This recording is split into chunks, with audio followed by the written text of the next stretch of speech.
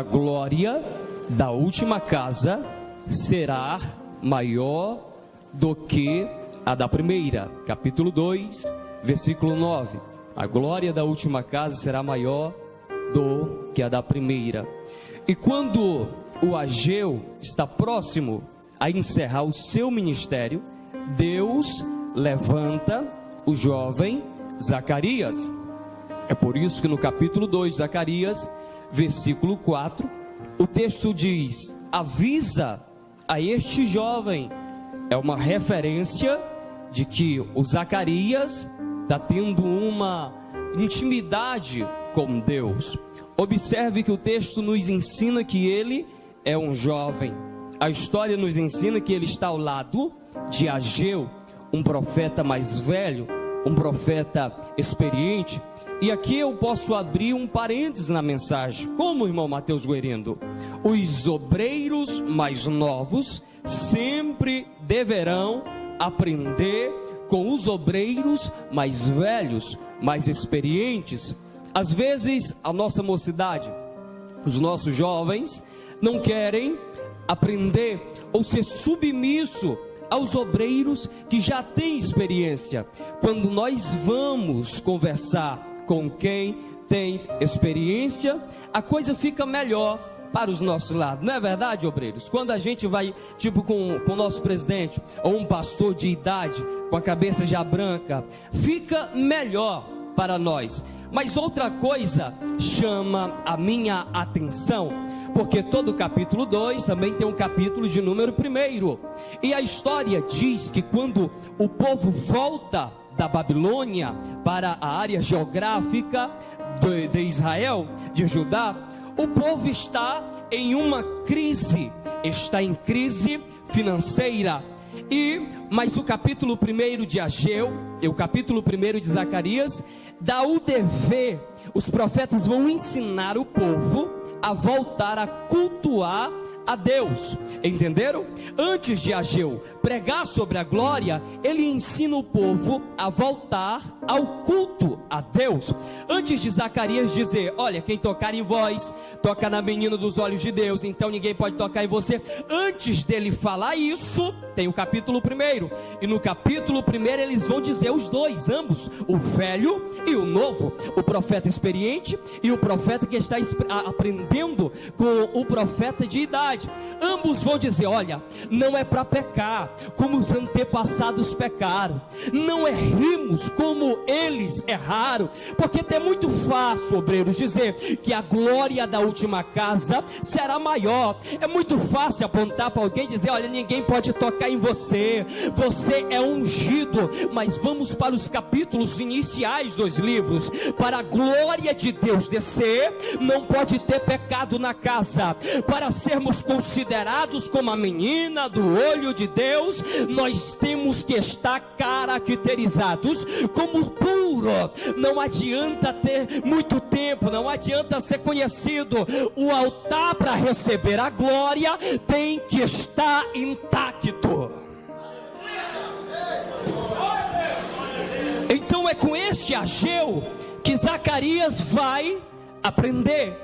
O profeta da glória da última casa, mas o profeta que pregou para o povo voltar a cultuar a Yahvé, a Jeová.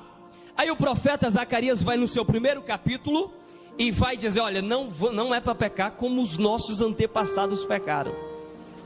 Nós temos que voltar a cultuar a Deus, a adorar a Deus. Infelizmente, muitas pessoas na nossa atualidade vêm ao templo, entram no templo, mas poucas pessoas estão cultuando a Deus. E às vezes até nós falamos: eu não gostei do cantor, os hinos da harpa parece que estava tão frio, porque nós deixamos de cultuar a Deus. Quando nós, obreiros, cultuamos a Deus, até os hinos da harpa é diferente. Quando saímos de casa para cultuar a Deus, adorar a Deus, independente de quem vem ou deixa de vir, é diferente. quando saímos das nossas casas, das nossas residências, para participar do Lidera, para participar da convenção com o intuito de receber de Deus, aprender de Deus, até menino prega diferente na convenção, porque tudo está relacionado ao culto. É por isso que o povo está saindo da Babilônia e Deus está falando: ó Ageu, ô Zacarias, fala para o povo voltar a cultuar a mim direito, fala para o povo voltar a me adorar, porque Deus ama a adoração, e a glória só desce, nós só somos meninas do olho de Deus se o altar estiver de pé, se a vida estiver intacta. Tem muita gente por aí que diz: ah, eu oro muito, eu canto bonito, eu sei pregar, mas a glória não desceu. Pastor, cuide-se, você é pastor, você é obreiro, cuide-se. Quem sabe você está orando, mas está comprando e não está pagando. Quem sabe você está jejuando, mas a sua voz está detonando companheiros, está detonando o ministério da igreja. Aprenda uma coisa, rapaz: para a glória de Deus descer, o culto tem que ser verdadeiro. O livro do profeta Zacarias é dividido em duas partes. A primeira parte, a introdução, que ele prega para o povo voltar ao culto a Deus, a adoração a Deus. E a segunda parte é tida como 8 visões noturnas. 8 visões noturnas. Dentre elas, eu quero me ater na terceira visão, que é que localiza-se no capítulo 2. Zacarias, ainda jovem, está lá. Ele revê um anjo com uma corda ou cordel para medir, indo em direção a Jerusalém. E ele grita: anjo, você vai fazer o que com esta corda? O que é que tu vais fazer com esse cordel? Mas o anjo já foi e não deu tempo de ouvir, parece. Aí Deus manda outro anjo, o anjo vem em direção a ele, e ele diz assim: olha, ele foi medir Jerusalém, o comprimento, a largura. Aí Deus vai falar, depois que explica a revelação, Deus vai falar: porque o meu povo será como as aldeias sem muros. O meu povo será como as aldeias sem muros. Aí a gente fica assim com um ponto de interrogação nas nossas mentes. Por que Deus está falando isso? Porque Deus está falando que o povo de Deus, a igreja, não é cercada por muros. Muros fala de alguma coisa, ou muro fala de algumas coisas. Primeiro, muro fala de divisão. Já observou que quando você levanta o muro lá no seu terreno, você está dizendo para o vizinho: ó, os meus filhos não é para ir para aí, e os teus também não é para quebrar aqui as minhas plantas. Muro fala de divisão. Quando você mura a sua casa, o seu terreno, você já está passando uma informação para os vizinhos: ó, fica aí, que eu fico aqui, não mexe comigo, eu não mexo com você, tá tudo ok, bom dia. Mas estão divididos, os terrenos estão divididos. E Deus está falando aqui na palavra que o povo dele é um povo que não tem muro. Simplificando, não tem divisões. Como é, Guerino? Deus está falando para nós: crente não tem divisão, pregador não tem que ter divisão, pastor não tem que ter divisão, obreiros não podem ter divisões. Nunca houve um tempo como a nossa atualidade, mesa diretora, em que a maioria dos pregadores, a maioria dos cantores, dos compositores, eles compõem, eles pregam dizendo que Deus derrubará um para enaltecer ele. Já observaram isso? Os hinos que os compositores estão compondo, a maioria é que Deus vai quebrar teu inimigo, vai jogar ele e vai te levantar. Já observaram isso? Colocando crente contra crente. O maior objetivo de ver a gente dividindo entre nós, brigando entre nós, é o objetivo do inimigo. Mas trouxeram um assembleano aqui para trazer essa palavra essa tarde. Eu profetizo que o teu inimigo vai virar teu amigo, e quando chegar lá no céu, ele vai dizer: valeu a pena. Glória. Eu estou sentindo a presença do meu amigo aqui neste culto. Eu estou sentindo aqui a presença do meu amigo. Mas também eu vou falar um negócio aqui. Quem é que não lembra de Hebreus, capítulo de número 12, versículo 14? É muito fácil esmiuçar o texto e pregar sobre santificação, mas o escritor diz: olha, segui a paz uns com os outros, vírgula, é depois da vírgula que ele fala de santificação. Mas primeiro tem que ter paz uns com os outros. Não adianta pregar santidade se não tem comunhão com o próximo. Não adianta ser profundo se não tem amor pelo próximo. Aqui pode até falar bem, mas no dia que a trombeta soar, é só quem tem paz uns com os outros. É só quem tem paz.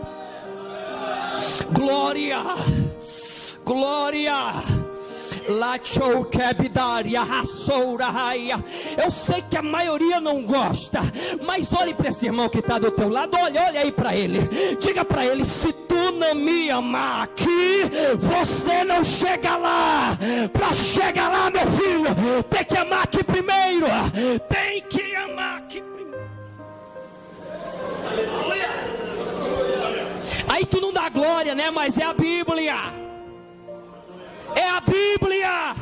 Chega desse tempo de mensagens, de louvores, colocando os nossos crentes contra os nossos crentes, igreja, contra os nossos companheiros. É tanta briga, é tanta discussão, é tanta fofoca. Mas é Deus que está falando: o meu povo é como as aldeias sem muros, sem divisão. Ninguém divide meu povo, tudo unido. É tudo unido. Quer um exemplo de desunião na Bíblia? 1 Samuel capítulo 16. Quem é que está lá? O profeta Samuel chega na casa de Jessé.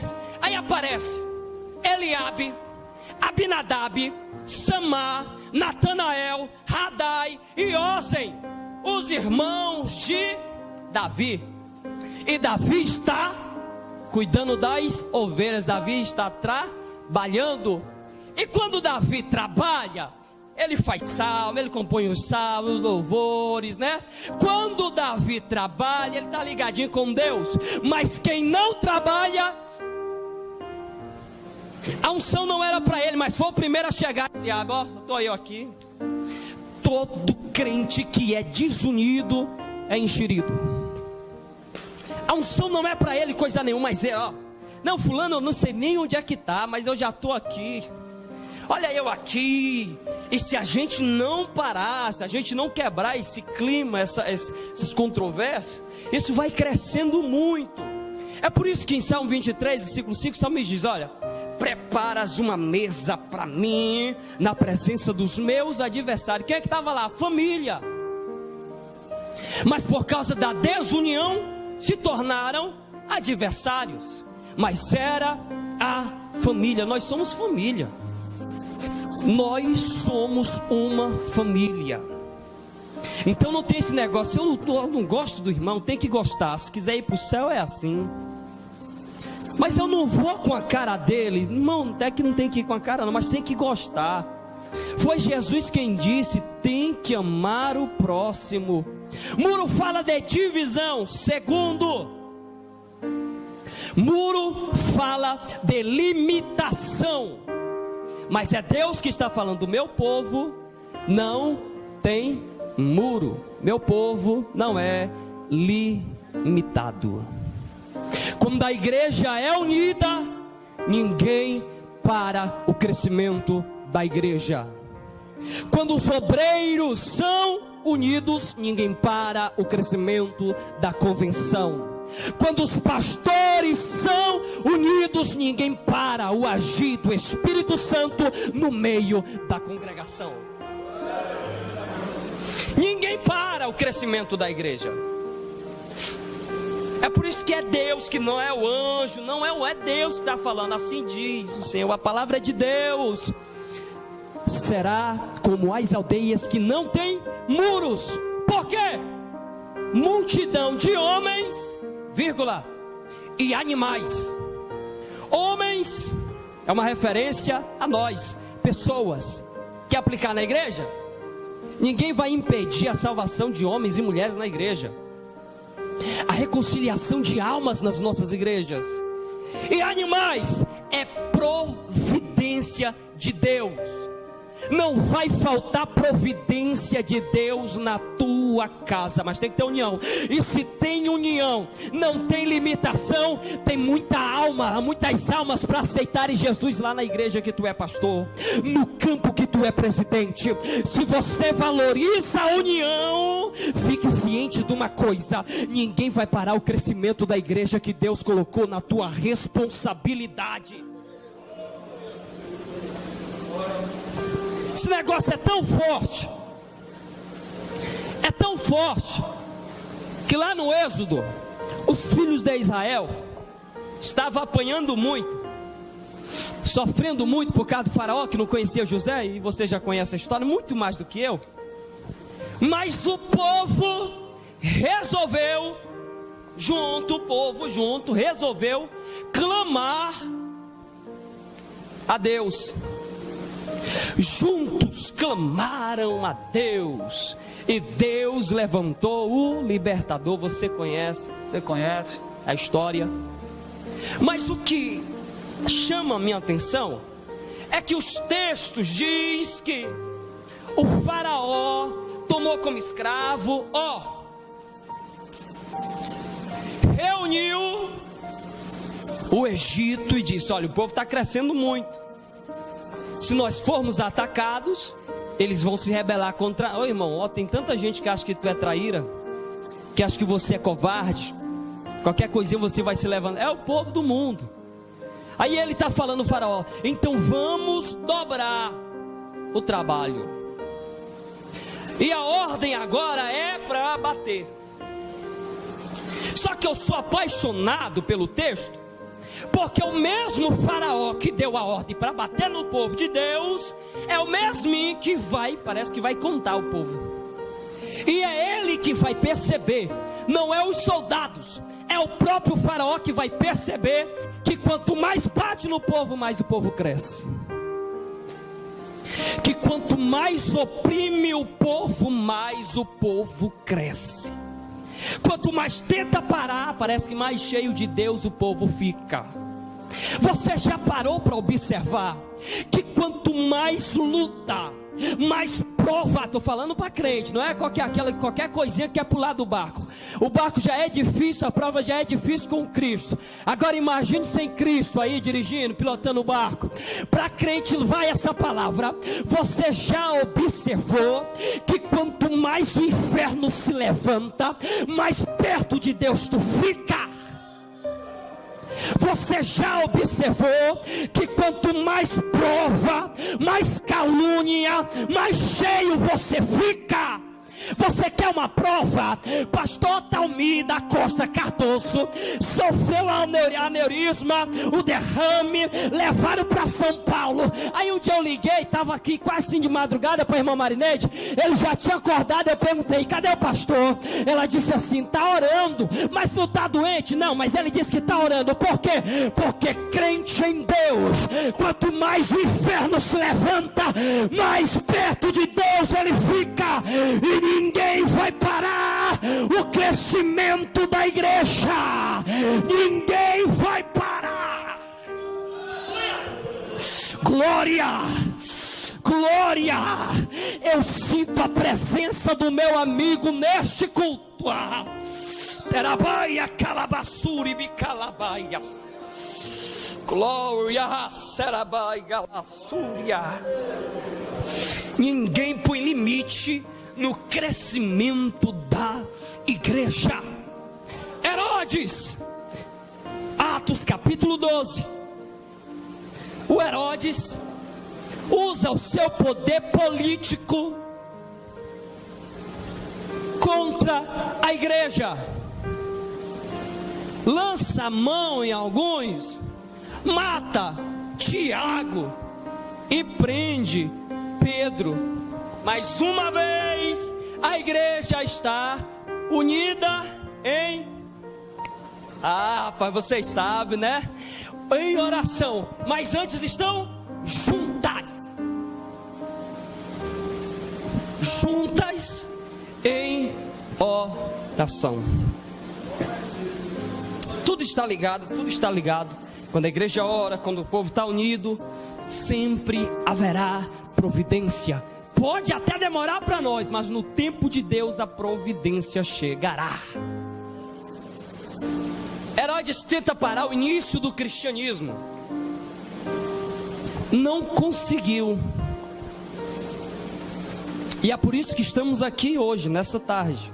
Por isso que estamos aqui, porque não conseguiram parar a igreja. Talvez você chegou aqui e lá no seu campo está difícil, como na maioria das casas dos crentes, porque nós estamos sendo oprimidos por um negócio aí chamado crise. E você está se perguntando: Deus, até quando? Deus, o que é que está acontecendo? Deus, abre uma porta, liga uma luz aí, Deus, porque está difícil a crise. Mas no meio da crise, Deus levanta Zacarias, Ageu, para lembrar você que quando tem união, quando o altar está intacto, quando a vida do camarada está ligadinha com Deus, pode demorar no nosso tempo, mas a providência de Deus chega. Versículo 5, ele diz: mas eu, o Senhor, serei para o meu povo como um muro de fogo. Aleluia. Fogo aqui fala de proteção. Você está protegido por Deus.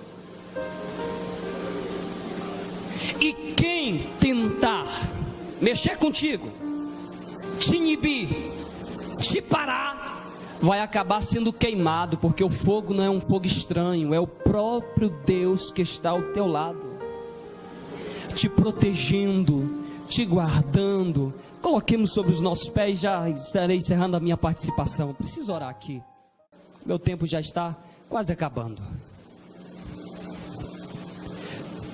Volte